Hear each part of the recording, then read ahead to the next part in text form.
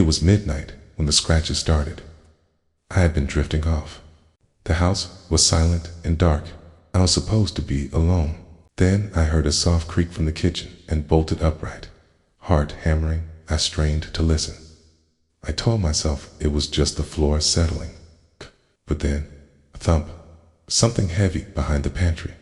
I flicked on the lamp. Its weak glow showed only dust and shadows. I felt it. A presence. Something moved in the walls. A slow, cold breath, not my own. My cat hissed from under the bed, creeping toward the stairs. Each careful step made the old floorboards protest. Upstairs, the TV flickered on by itself, casting a gray light. I wasn't alone.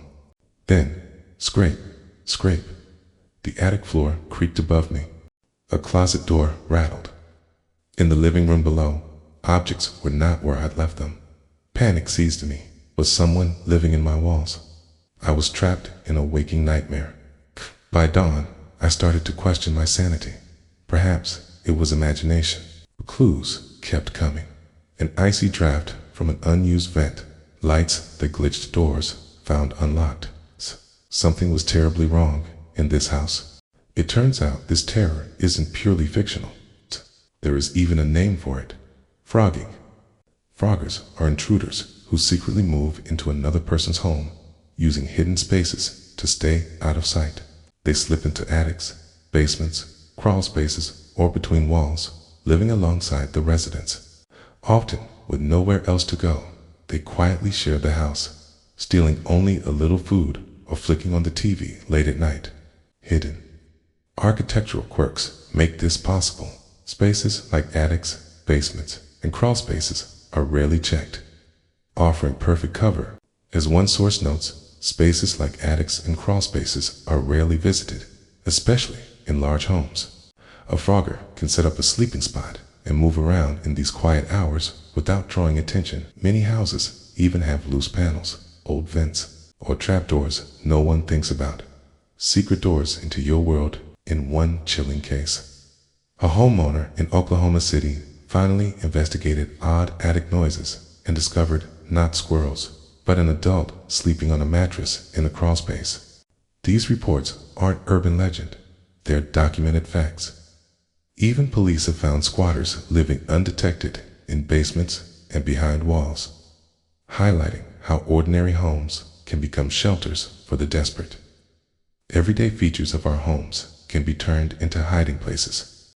Ducts and vents run like secret passageways behind the scenes, muffling footsteps and carrying warmth so a hidden guest might go unnoticed. A blocked crawl space, an unlocked attic hatch, a hidden cellar panel. Any of these can serve as an entry. In older houses especially, forgotten doors or access points abound. One striking example, a Seattle couple heard noises and eventually called the police on their own home. Officers found a stranger living quietly in the basement. He had sneaked in for food, made himself a bed, and listened to the family above, only surfacing late at night. This shows how stealthily someone can inhabit an ordinary house. No nook or cranny is truly safe if left unchecked. For victims, the violation cuts deeper than a broken lock.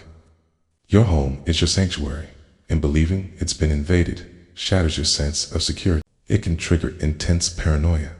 Suddenly, every creak or shadow seems like proof you're being watched.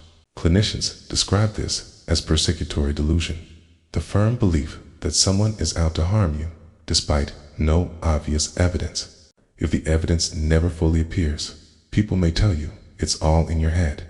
This is classic gaslighting, being made to doubt your own experiences. Long-term gaslighting causes victims to distrust themselves, often leading to anxiety, depression, or trauma.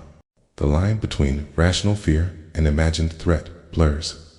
A victim starts second-guessing every noise and wondering if they're losing their mind. Even when proof finally comes, the damage is done. Research on burglary survivors finds lasting effects: chronic fear, insomnia, and even PTSD-like flashbacks after an intrusion. Now, imagine the burglar never fully left. He's still in your walls.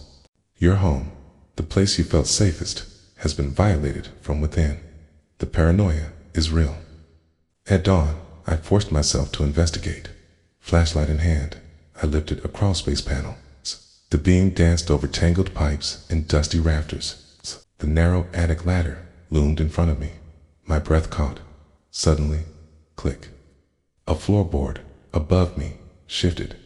My heart hammered in my ears as the figure at the top stirred. Slowly, a dark shape turned, and our eyes locked. We both froze. Every horror story teaches a lesson. This one tells you to trust those uncanny instincts and lock every last door. Reality can be more horrifying than dreams, okay? If this tale has raised the hairs on the back of your neck, stay vigilant. And subscribe to Cerebral Fear for more cerebral spine chillers. See you in the shadows.